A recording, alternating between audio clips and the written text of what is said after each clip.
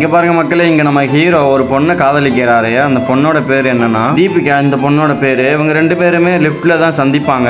இவங்க ரெண்டு பேருமே ஒரு கம்பெனில வேலை பார்ப்பாங்க. நெக்ஸ்ட் நம்ம ஹீரோவும் ஹீரோயினியும் லிப்ட்ல தான் சந்திச்சு பேசிக்குவாங்க டெய்லியுமே. ஒரு கட்டத்துக்கு மேல ஹீரோ இங்கிலீஷ்ல காஃபி சாப்பிட வரீங்களா அப்படின்னு கேட்கிறாரு. அதுக்கு நம்ம தீபிகா கேள்வி தப்பு, கேள்வியை சரியா கேளுங்க, உங்க கூட நான் வரேன்னு சொல்றாங்க. இவருமே அடுத்த நாள் ஃபுல்லா யோசிச்சுட்டு கிராமர் மிஸ்டேக் ஏதாச்சும் இருக்குன்னு நைட் ஃபுல்லா யோசிச்சுட்டு அடுத்த நாள் ப்ரிப்பேர் பண்ணி சொல்றாரு. இப்பயும் அவங்க முன்ன சொன்ன மாதிரி தான் இப்பயும் சொல்றாங்க.